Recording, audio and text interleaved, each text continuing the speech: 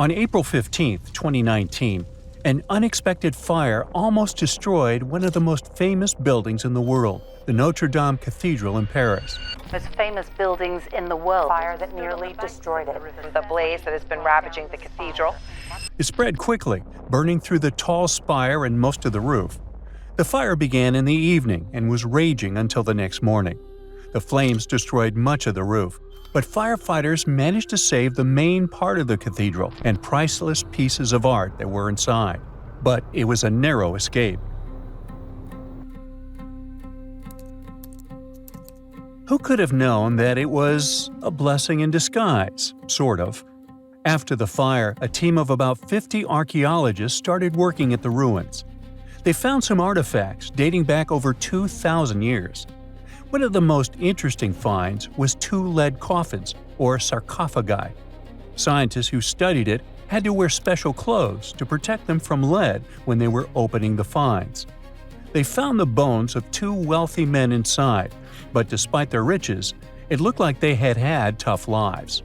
One of the men was easy to identify because there was an epitaph on the coffin. Only wealthy people could afford lead coffins in the 18th century, because they helped to keep the body in good condition. But the coffin was broken, and there were only some bones, some hair, and bits of clothing left inside. The scientists could tell from the bones that the man didn't move around much and had a health condition called gout. It affects joints, especially the knees, so he was sure to have a hard time walking. Money couldn't help him get rid of that, but he used it wisely though.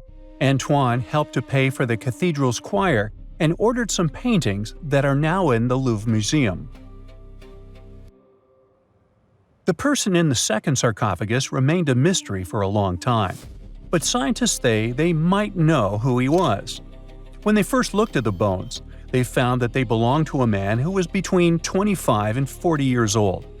They also saw that he probably rode horses from an early age. This man's bones showed signs that he had long-lasting health problems, and most of his teeth were missing before he died. His skull was shaped differently, possibly because he wore a special headband as a kid. The researchers think that this man might be the French poet Joachim du Bellay, who lived between 1522 and 1560. He was a skilled horse rider and had lung problems.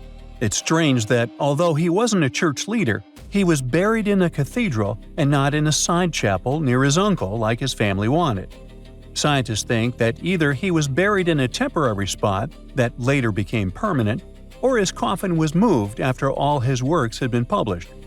Only a DNA test could establish if it was really Joachim du Bellay, so the mystery lives on for now.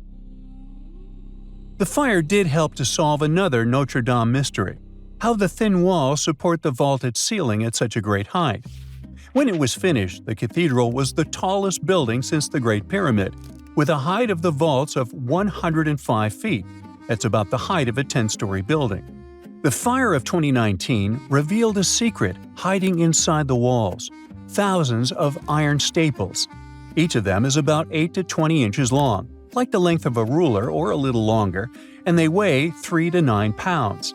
Before using iron, builders would put wooden rods between the walls to help keep everything steady, but wood is not as strong as iron and can break more easily. Iron is also easier to hide inside the walls, so it made the cathedral look like it was held up by magic. This idea of an iron skeleton was so good that other churches started using it too.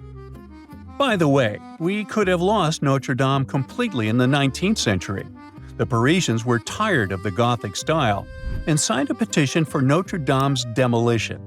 And that's when famous writer Victor Hugo, who loved architecture, saved the cathedral with The Hunchback of Notre Dame. The novel became a hit, and people learned to appreciate the beautiful medieval construction all over again, and it was refurbished. A team of craftspeople fixed the existing features and added new elements, including a spire weighing 750 tons, copper statues, and the 56 Chimera. The gargoyles that became the symbols of Notre Dame weren't there from the start either. It took almost 200 years to finish the cathedral, and during that time Gothic style came into fashion. So by the time it was finished, Notre-Dame had dozens of those mythical creatures made of limestone. They had a very practical function: to channel water away from the walls and foundations and save the building from erosion. In 1926, a book called The Mystery of the Cathedrals was published in Paris. It said that the secrets of alchemy were hidden right on the walls of Notre Dame. Yes, that ancient form of magic that was mentioned in Harry Potter. Alchemy isn't a real science, but art experts now mostly agree that Notre Dame is an alchemical text in stone. On the roof of one of Notre Dame's towers, called the North Tower, there is a picture carved in stone, not of any saint, but of an alchemist. He's wearing a special Phrygian hat. It shows that the person is part of Hermeticism, a group that studied secret knowledge. At the main entrance of the cathedral, there's a big door called the Portal of the Last Judgment. The author of the book said that this door has clues about the Philosopher's Stone, which alchemists believe could turn regular metals into gold and give people eternal life. On the central part of this door, there is a carving of a woman holding a ladder with 9 steps. This is called the Ladder of the Philosopher. It's meant to show the 9 steps or stages that an alchemist must go through to complete their work. All around the cathedral, there are more stone bas-reliefs. One of them shows a man holding a shield with a symbol called a caduceus. It's a symbol of the deity Hermes, and it also represents Mercury, a crucial element in alchemy.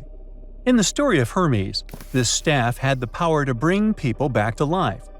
There are also 12 scriptures of the apostles decorating the arches on the sides of the door. One of these apostles is pointing up at an angel, and the angel is pointing toward the left bank of the Seine River.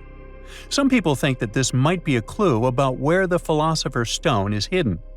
An eagle carved on the same portal is also pointing in the same direction as the angel. The eagle also represents the power to change regular metal into gold.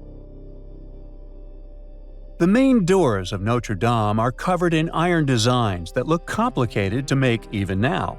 So they seemed almost impossible in the Middle Ages, when there were no fancy machines we have now.